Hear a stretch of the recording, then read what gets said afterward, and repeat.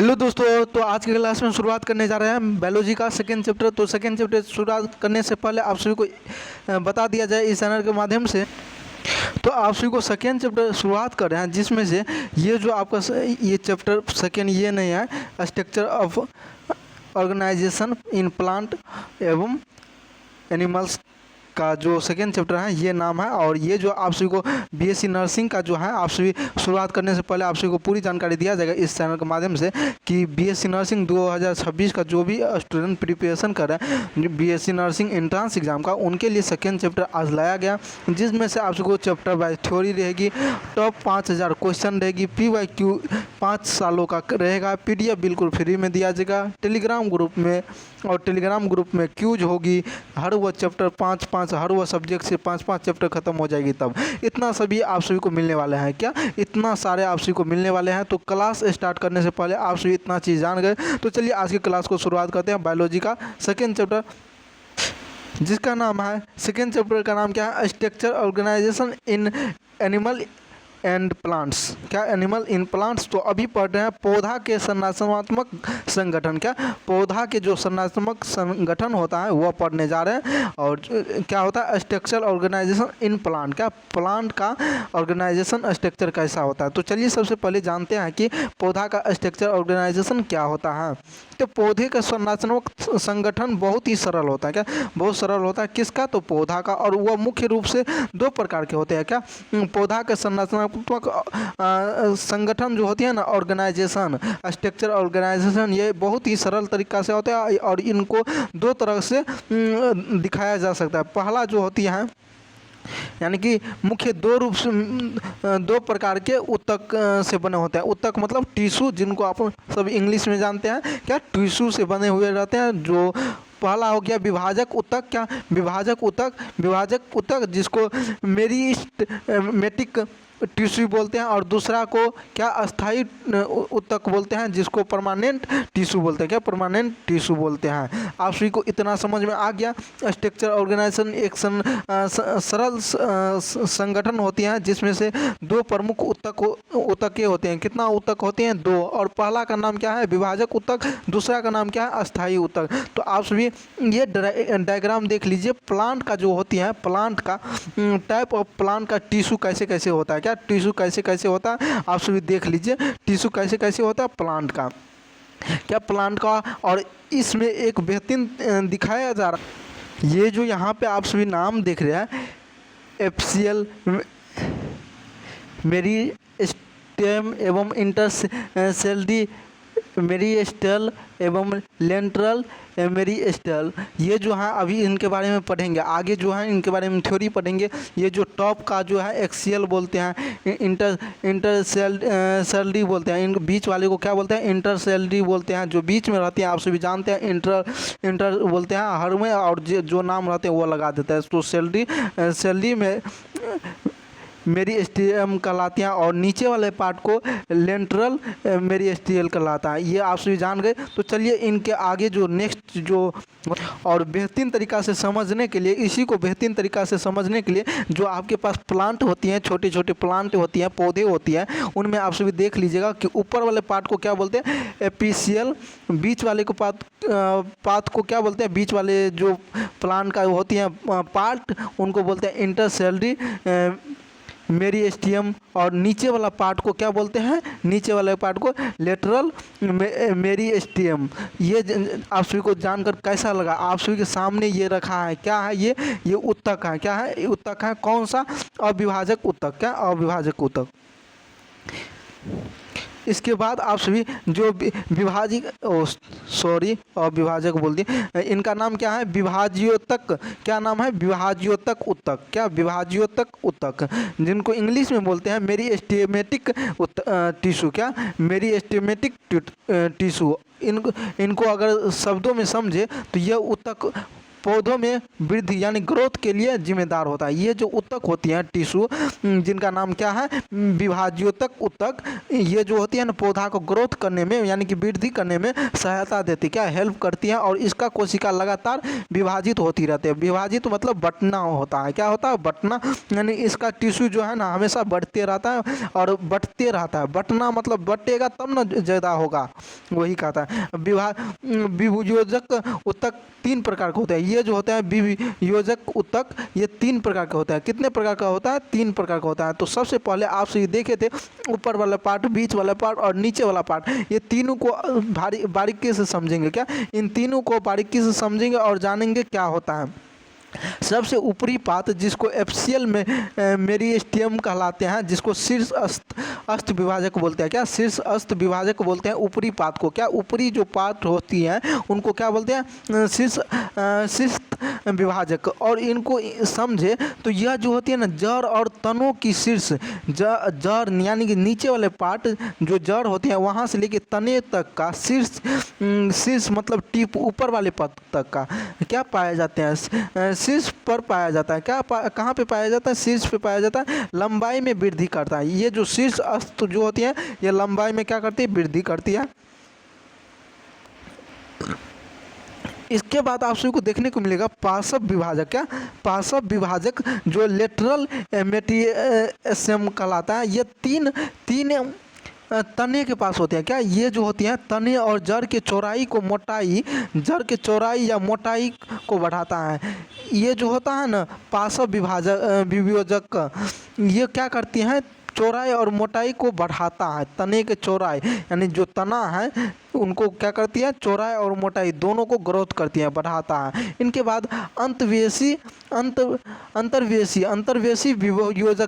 अंतर्वेशिक विभाजक क्या होते हैं, ये पत्तियां के आधार और टहनियों के बीच, क्या पत्तियों के आधार जो होती है नीचे वाला पार्ट और टहनियाँ के बीच, क्या टहनियों के बीच के हिस्से में पाया जाता है। कहाँ पे पाया जाता है, टहनियों के हिस्से के बीच में पाया जाता है। आप सभी देखे थे नीचे जब फिगर दिखाए थे दोनों साइड से टहनियाँ था उनके बीच में पाया जाता है। और पौधों के हिस्सा को लंबाई को बढ़ाता है। किसका बढ़ाता है, पौधे के जो हिस्सों को जो होती है ना लंबाई, उनको बढ़ाता है। लंबाई ग्रोथ करने में ये सहायक होते हैं। इनको सरल भाषा में समझे तो इनको कोशिका के विभाजक करती हैं, यानी कोशिका को बांटती हैं। और जिम्मेदार किसके लिए होते हैं, वृद्धि करने के लिए। तो तीनों को अलग अलग तरीके से समझिए। ऊपरी पार्ट को बढ़ाएगा, बीच वाले पार्ट को मोटाई और चौड़ाई को बढ़ाएगा। बीच वाले जो पार्ट होती है मोटाई और चौड़ाई को बांटती हैं। और नीचे वाले जो पार्ट होती है, नीचे वाले पार्ट ये जो होती है पौधे के हिस्सा को लंबाई को बढ़ाता है। किसको बढ़ाती है, लंबाई को बढ़ाता है। किन को बढ़ाती है, लंबाई को। क्या लंबाई को बढ़ाती है, किनके लंबाई को, टहनियाँ के बीच की लंबाई को। क्या पट्टिया और टहनियाँ के बीच की जो हिस्सा होती है उनको बढ़ाने का काम करती है। आप सभी को डायग्राम के साथ समझाया जा रहा है तो आप सभी निश्चित होकर के समझने का कोशिश करिए और आप सभी इस चैनल से जुड़ जाइए। आप सभी के लिए बेहतरीन हो सकता है। जैसे कि पिछले कई क्लासों में बायोलॉजी का क्वेश्चन करवाए भी गए थे और टॉप 30 क्वेश्चन अभी क्लास खत्म होने के बाद टॉप 30 क्वेश्चन हर वो चैप्टर से करवाया जाता है। इसके बाद 5000 क्वेश्चन महामैराथन क्लास के साथ आएगी। तो आप सभी अगर इस चैनल से जुड़ते हैं तो फ्री में आप सभी एंट्रेंस एग्जाम की क्वालिफाई एवं तैयारी कर सकते हैं। और क्वालिफाई करने के लिए आप सभी जानते हैं कि अगर आप सभी का थ्योरी नहीं कंप्लीट होगा ना, कॉन्सेप्ट नहीं क्लियर होगा ना, जब तक आपका कॉन्सेप्ट नहीं क्लियर होगा तब तक आपका कोई भी एंट्रेंस एग्जाम, कोई भी एग्ज़ाम हो जाती है ना, वो निकलने में असंभावना की चांस रहती है। तो आप सभी थोड़ा जोर लगाइए, पढ़िए और कोशिश करिए एक बार में कोई भी एंट्रेंस एग्ज़ाम निकल जाए। क्या एक बार में कोई भी एंट्रेंस एग्ज़ाम निकल जाए।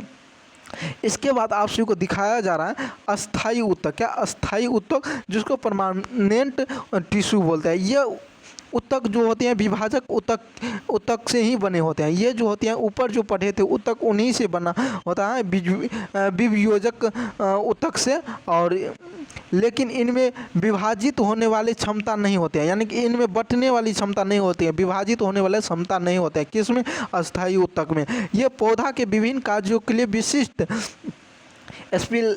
स्पेशलाइज्ड होती है। क्या स्पेशलाइज्ड होती है। और अस्थायी ऊतक 2 प्रकार की होती है। ये भी ऊतक 2 प्रकार की होती हैं। क्या अस्थायी ऊतक 2 प्रकार की होती हैं। ये जो होती हैं विभाजक ऊतक यानी कि विशिष्ट होती हैं। पौधों के लिए ये विशिष्ट होती हैं स्पेशलाइज्ड होती है, और ये जो होती है ना विभाजित नहीं होते हैं। अस्थायी ऊतक विभाजित नहीं होते हैं, लेकिन उसी के तौर के जैसा होता है, क्या विभाजक ऊतक के जैसा ही होता है। इस तरह से नीचे देखा जाए तो पहला सरल अस्थायी ऊतक होती है, क्या पहला जो होती है सरल अस्थायी ऊतक होते हैं, जिसको सिंपल परमानेंट टिश्यू बोलते हैं। यह एक ही प्रकार के कोशिकाओं से बने होते हैं। सरल कोशिकीय ऊतक जो होती है यह एक ही प्रकार के टिश्यूओं से बनी होती है। इसमें पैरेन्काइमा होते हैं, क्या पैरेन्काइमा होते हैं, पैरेन्काइमा होती हैं, और कोलेन काइमा होती हैं, और स्काले काइमा होती हैं, क्या स्काले काइमा होती हैं शामिल। ये तीनों शामिल होती हैं। कौन कौन होती हैं शामिल? पैरेन्काइमा, इनके बाद कोलेन काइमा, इनके बाद स्केलेन रे काइमा, ये तीनों शामिल होते हैं किसमें? सरल अस्थायी ऊतक में।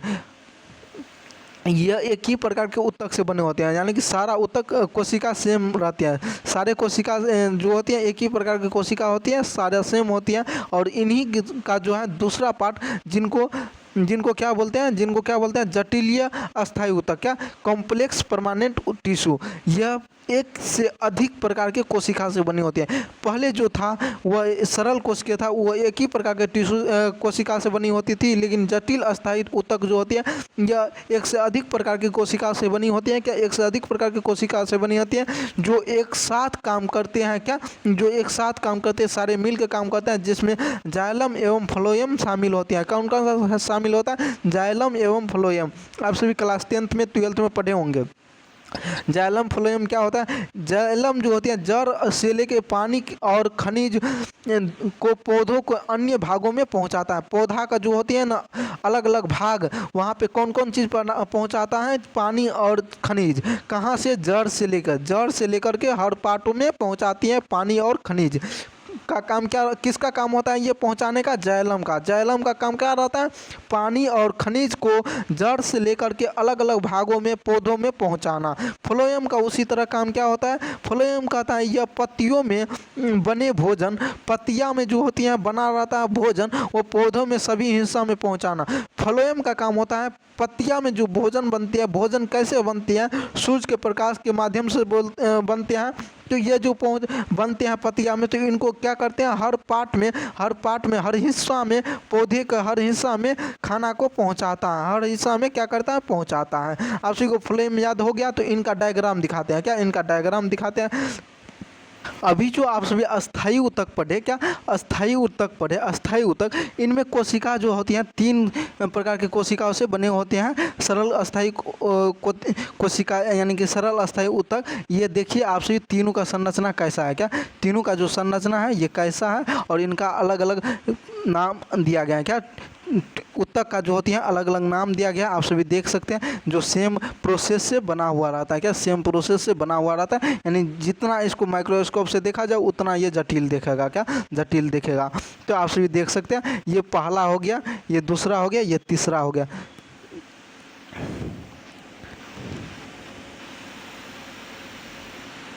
ये देखिए, और इनमें देखिए, इनमें आप सभी देखिए ये जो होती हैं ऊतक, इनका नाम देखिए। एक सेकेंड, नाम आप सभी को दिखा रहे। लुमेन है, क्या लुमेन नाम है? किनका लुमेन नाम है? इन सारे का लुमेन नाम है। ये जो ब्लू पार्ट दिखाई दे रहा है, ब्लू पार्ट, इन सारे को क्या नाम है? लुमेन नाम है। क्रोसेक्स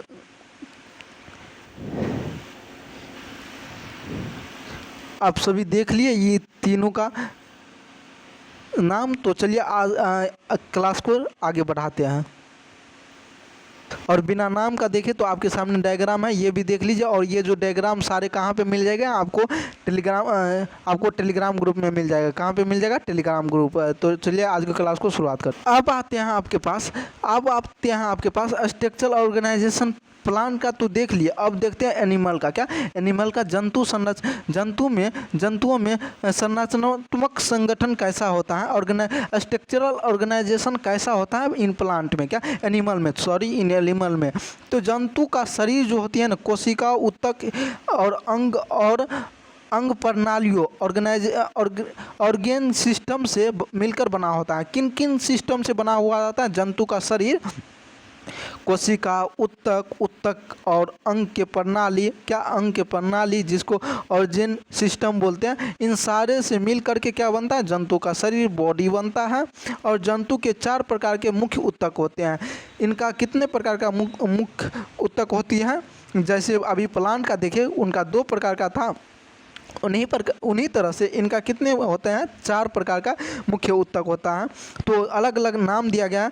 उपकला उत्तक, क्या उपकला उत्तक, संयोजी उत्तक, पेशी उत्तक, तंत्रिका उत्तक, ये सारे नाम हुआ। क्या ये सारे नाम हुआ जो जंतुओं में 4 प्रकार के जो उत्तक होते हैं ये सारे होते हैं। और जंतु का कैसे बनते हैं, बॉडी, कोशिका, यानी कि जंतु के शरीर, कोशिका, जंतुओं का शरीर जो होती है ना, कोशिका, उत्तक, अंग और अंग प्रणाली से मिलकर बना हुआ रहता है। क्या अंग प्रणाली से मिलकर बना हुआ रहता है। और इसमें 4 उत्तक के होती हैं, उपकला उत्तक, संयोजी उत्तक, पेशी उत्तक एवं तंत्रिका उत्तक, ये सारे उत्तक होती हैं। और ये सारे को आप सभी देख सकते हैं, basic type of connective supporting tissue, यानी कि जो इनके लिए टिश्यू जो यूज होते हैं, टिश्यू जो उत्तक के जो होती हैं, वो देख लीजिए आप सभी कैसे कैसे ये टिश्यू को देखा, अगर माइक्रोस्कोप से देखा जाए ना तो इस तरह से दिखता है। इनके बाद इस तरह से होता है, क्या जिसको क्या बोलते हैं, इलास्टिक कनेक्टिव टिश्यू। इनके बाद डेंसी कनेक्टिव टिश्यू, इनके बारे में अभी पढ़ेंगे। क्या इनके बारे में पढ़ेंगे, यहाँ पे लिखा गया फर्स्ट टिश्यू, सेकेंड टिश्यू। और इनका देख लीजिए टिश्यू किस तरह से, बोन कनेक्टिव टिश्यू, लोज कनेक्टिव टिश्यू और कल्टीग्रेनस कनेक्टिव टिश्यू, ये सारे टिश्यू का नाम हुआ। क्या ये सारे टिश्यू का नाम हुआ अलग अलग, यानी कि जब जूम किया जाता है ना, क्या जब जूम किया जाता है ना तब इस तरह से दिखाई देता है। तो क्या तब इस तरह से दिखाई देता है। अगर इसको भी जूम करता है तो इस तरह से दिखाई देता है। तो यहाँ पे देखिए आप सभी क्या कहलाता है, उपकला उत्तक। क्या उपकला उत्तक, जिसको एपिथेलियल टिश्यू बोलते हैं, यह शरीर के बाहरी सतहों और अंगों में अंदरूनी परत बना होता है। क्या ये जो शरीर के जो बाहरी परत होती है ना, क्या शरीर के जो बाहरी परत होती है उसी को उपकला उत्तक बोलते हैं। शरीर के जानवर के, एनिमल के बाहरी परत को क्या बोलते हैं, उपकला उत्तक बोलते हैं। और इसका मुख्य कार्य होता है सुरक्षा, अवशोषण एवं स्राव और उत्सर्जन है। यानी कि इसका मुख्य उद्देश्य क्या रहता है, उपकला उत्तक का मुख्य उद्देश्य क्या रहता है, सुरक्षा क्या रहती है, अवशोषण करना, स्राव करना, उत्सर्जन करना और कई प्रकार के होता है। जैसे सल्की उपकला, क्या सल्की उपकला, स्तंभाकार, क्या स्तंभाकार उपकला, ये दोनों प्रकार के होता है। तो ये जो फर्स्ट प्रकार जो कहती हैं सल्कली उत्तक, यह कहलाती हैं, उपकला कहलाती है। यह एक पतली और चपटी कोशिकाओं से बना होता है। सल्की उपकला जो होती है ना, ये एक पतली और चपटी कोशिकाओं से बना होता है। क्या चपटी कोशिकाओं से बनी होती हैं और पतली रहती हैं, जो फेफड़ों के मुख्य वायु कोशिकाओं में पाया जाता है। कहाँ पे पाया जाता है, फेफड़ों की वायु कोशिकीय में पाया जाता है। कहाँ, फेफड़ों के वायु कोशिकीय में पाया जाता है। और ये जो स्तंभाकार उपकला जो होती हैं, स्तंभाकार उपकला, यह एक स्तंभ जैसी कोशिकाओं से बना होता है। क्या स्तंभ जैसी कोशिकाओं से बना होता है, जो अंत में अवशोषण का काम करता है। क्या अंत में यह अवशोषण का काम करता है, क्या अवशोषण का काम करता है। इस तरह से संयोजी उत्तक, क्या संयोजी उत्तक क्या होता है, संयोजी उत्तक कनेक्टिव टिश्यू, यह शरीर के विभाजन, क्या शरीर के विभाजन, उत्तकों और अंग को एक दूसरे से जोड़ने और सहारा देने का काम करता है। ये जो होती है ना, एक दूसरे को जोड़ना और सहारा देने का काम करता है संयोजी उत्तक। शरीर के जो विभिन्न भागों में जो उत्तक उपलब्ध रहती है, क्या पाई जाती है, ये जो अपना सबका शरीर भी बना है एक टिश्यू से भी बना है, उत्तक से ही बना है। ये जो होती है सारे से जुड़ा हुआ रहता है। संयोजी उत्तक जो होते हैं कनेक्टिव रहता है, सारे से कनेक्टिव, नाम में लिखा है कनेक्टिव, मतलब जुड़ा हुआ रहना, कनेक्ट रहना। हर एक दूसरे का सहारा देने में काम आता है। और यह शरीर के सबसे अधिक शरीर का सबसे अधिक पाए जाने वाला ऊतक है। शरीर में ये सबसे अधिक मात्रा में पाए जाते हैं ऊतक। इसका कई प्रकार का होता है। अस्थि होता है जिनको बोन बोलते हैं, उपास्थि बोलते हैं जिनको कार्टिलेज बोलते हैं। तो अस्थि क्या होते हैं? शरीर को कठोरता और ढांचा प्रदान करते हैं। क्या? कठोरता और ढांचा प्रदान करते हैं। बोन का काम क्या होता है? कठोरता और ढांचा को प्रदान करना। क्या? कठोरता और ढांचा को प्रदान करना। ढांचा मतलब स्ट्रक्चर। उपास्थि मतलब क्या होता है? यह एक हड्डियों से जड़ों के में चिकनी सतह प्रदान करता है। क्या? जोड़ों पे जो होती है ना, जोड़ जैसे घुटना हो गया, ये हड्डियों से बना होता है। बोन मतलब भी हड्डियाँ होता है, आप समझते हैं। और उपास्थिति जो हड्डियाँ के जड़ों में, यानी कि जो घुटना होती हैं, उंगली का जो मोड़ते हैं, जो मोड़ने वाला जगह होती है, जोड़, उन्हीं को बोलते हैं जोड़। और चिकनी सतह, क्या? चिकनी सतह प्रदान करते हैं। ये जो बोन जो होती है ना, उपास्थि, क्या? उपास्थि ये क्या करते हैं? चिकनी प्रदान करती हैं। जैसे नाक और कान का, क्या? कान में ये होती हैं। कहाँ होती हैं? नाक और कान में होती हैं। इस तरह से रक्त क्या होती हैं? रक्त यह शरीर के अंदर ऑक्सीजन पोषक तत्वों के हार्मोन को परिवहन करता है। क्या? शरीर के अंदर जो ऑक्सीजन पोषक तत्वों, क्या? पोषक तत्व ऑक्सीजन एवं हार्मोन का परिवहन करता है। कौन? रक्त करता है। कौन करता है? रक्त करता है। और वसा ऊतक क्या होता है? यह शरीर में वसा का भंडारण करता है। क्या? वसा का भंडारण करता है। वसा ऊतक जो होती है वसा को भंडार करके रखती है और एक इंसुलेटर के रूप में कार्य करती है। क्या? इंसुलेटर के रूप में कार्य करती है। इंसुलेटर के रूप में कौन कार्य करता है? वसा ऊतक कार्य करता है। इस तरह से पेशी ऊतक होता है। क्या? मस्कुलर टिश्यू होती है। यह ऊतक संकुचन कंट्रोलेज कंट्रैक्शन और शिथिलन, क्या? शिथिलन रिलैक्सेशन की क्षमता रखता है। क्या? यह ऊतक संकुचन, क्या? संकुचन और शिथिलन दोनों की क्षमता रखती है। क्या? पेशी ऊतक जो होती हैं यह ऊतक जो होती है संकुचन और शिथिलन की क्षमता रखती है, जो शरीर में गति मतलब मूवमेंट पैदा करते हैं। क्या? मूवमेंट पैदा करते हैं, गति पैदा करते हैं। जो 3 प्रकार के होते हैं। क्या? 3 प्रकार के होते हैं। पेशी ऊतक जो होती हैं 3 प्रकार की होती हैं, जो शरीर में क्या करते हैं? मूवमेंट पैदा करने का काम करता है। कौन? पेशी ऊतक, जो क्या कहते हैं? जिसमें कौन कौन सा होता है? संकुचन और शिथिलन होता है। और इनका क्षमता होती है शरीर में गति को पैदा करना। और जो 3 प्रकार होती हैं पेशी, जिसका नाम है फर्स्ट का रेखित पेशी और रेखित पेशी। तो फर्स्ट रेखित पेशी क्या होते हैं? इसे ऐच्छिक पेशी भी कहा जाता है। क्या? ऐच्छिक पेशी भी कहा जाता है, क्योंकि यह हमारी इच्छा के अनुसार काम करते हैं। जब हम जो मेरा इच्छा करने का रहेगा वो करेगा, उसी का नाम क्या है? रेखित पेशी। और ये क्या कहता है? इच्छा के अनुसार काम करता है, जिसको ऐच्छिक पेशी कहते हैं। इस तरह से यह जैसे हाथ और पैर में पाई जाती हैं। यह कहाँ पाए जाते हैं? हाथ और पैर में पाए जाते हैं ऊतक। हाथ ही ना काम करता है। इनके बाद क्या होती है? अरेखित पेशी। क्या? अरेखित पेशी यह अनैच्छिक पेशी कहते हैं। इनको अनैच्छिक पेशी कहते हैं, क्योंकि यह हमारी इच्छा के नियंत्रण नहीं होता है। क्या? इच्छा के नियंत्रण नहीं होता। कौन? अरेखित पेशी जो होते हैं यह मेरे इच्छा अनुसार नहीं होते हैं, इसीलिए इनको हमारी इच्छा के अनुसार नियंत्रण नहीं कर सकता। यह कहाँ होती है?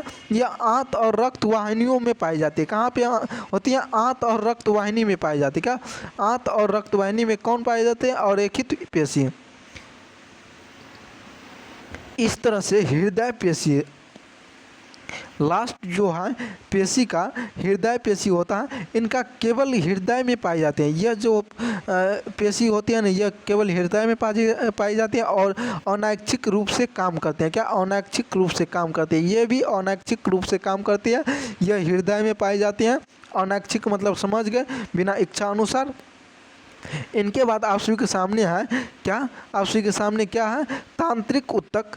क्या तांत्रिक ऊतक, जिसको नर्वस टिश्यू क्या कहते हैं, क्या कहते हैं, नर्वस टिश्यू। यह ऊतक शरीर के एक हिस्से से दूसरे हिस्सों तक संदेश पहुंचाता है। क्या तांत्रिका ऊतक जो होती है ना, यह एक हिस्सा से दूसरे हिस्सा में क्या करती है, क्या पहुंचाने का काम करती है, संदेश, जिसको इम्पल्स बोलते हैं। क्या इम्पल्स बोलते हैं। यह न्यूट्रॉन नामक कोशिकाओं से बना होता है। क्या न्यूट्रॉन का कर्व फिगर देख लेंगे और फिगर में क्या क्या नाम होते हैं वो देख लेंगे, इन पे क्वेश्चन कर लेंगे। इतना कल के लेक्चर में करेंगे। तो आज से आप सभी जुड़ जाइए, जिससे आगे तक अगर पिछले क्लास का लेक्चर नहीं किया है तो कर लीजिए। ये सेकेंड चैप्टर है, फर्स्ट चैप्टर क्लास हो गई है, फिजिक्स केमिस्ट्री का फर्स्ट चैप्टर क्लास हो गई, सेकेंड चैप्टर बायो का शुरुआत किया गया।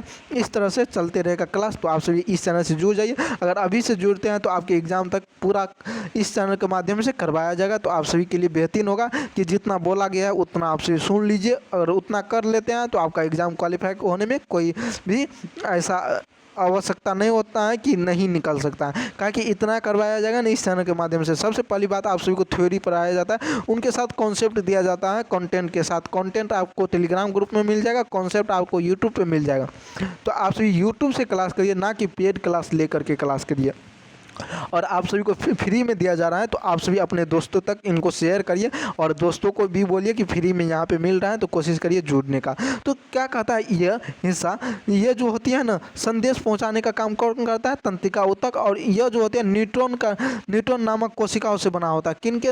किन से बना होता है तंत्रिका ऊतक, यह न्यूट्रॉन से बना होता है। क्या न्यूट्रॉनों से बना हुआ होता है, सॉरी न्यूट्रॉन बोल रहे हैं, न्यूरॉन से बना होता है। क्या न्यूरॉन से बना हुआ रहता है, न्यूट्रॉन नहीं, न्यूरॉन से बना हुआ रहता है। कौन सा तंत्रिका ऊतक न्यूरॉन से बना होता है। यह मस्तिष्क, रीढ़ की हड्डियाँ, इनका फिगर भी देखेंगे, न्यूरॉन पे क्वेश्चन भी करेंगे। मस्तिष्क जो होती है, मस्तिष्क, इनके बाद रीढ़ की हड्डी और नसों में पाई जाती है। तंत्रिका ऊतक कहाँ कहाँ पाई जाती है, मस्तिष्क में, यानी सर में, रीढ़ की हड्डी जो पीछे का हड्डी होती है वहाँ पे, और नसों में पाए जाते हैं। क्या नस, जो अपना सबका नस जो होती है जहाँ पे इंजेक्शन लेते हैं, उनको उसमें भी तंत्रिका ऊतक पाए जाते हैं, जिसको नर्वस टिश्यू बोलते हैं। और शरीर के कार्यों को समन्वय करता है। क्या शरीर में जो काम होते हैं उनको सहायता करती है कौन, तंत्रिका ऊतक। जैसे मस्तिष्क सोचने का काम करता है, रीढ़ हड्डी शरीर को खड़ा रखने का काम करता है, नस जो हमारे शरीर में ब्लड पहुंचाती है, हर जगह सर्कुलेशन होते हैं, वो उनको काम कराती है। अब जाइलम फ्लोएम आप सभी जानते हैं। क्या जाइलम फ्लोएम आप सभी जानते हैं। तो आज की क्लास को यहीं पे रखते हैं। आज की क्लास कैसा लगा आप सभी को, आप सभी ज़रूर बताइएगा। और अगले क्लास में आएंगे तो इससे आगे देखेंगे, इस पे टॉप 30 क्वेश्चन करेंगे। क्या टॉप 30 क्वेश्चन करेंगे, जिनके कारण आप सभी को हो सके बेहतरीन, आपके एग्ज़ाम क्वालिफाई हो सके। तो आप सभी ज़रूर इस चैनल से जुड़े रहिएगा, आप सभी को बेहतरीन हो सकता है यह चैनल। और यह चैनल पर फ्री में मिल रहा है, तो आप सभी कोशिश करिए जुड़ने का। तो जय हिंद। इस लेक्चर में यहीं तक रखते हैं। अगले क्लास में आएंगे तो इन पे टॉप 30 क्वेश्चन करने जा रहे हैं, तो ज़रूर अटेम्प्ट करिएगा टॉप 30 क्वेश्चन। जय हिंद।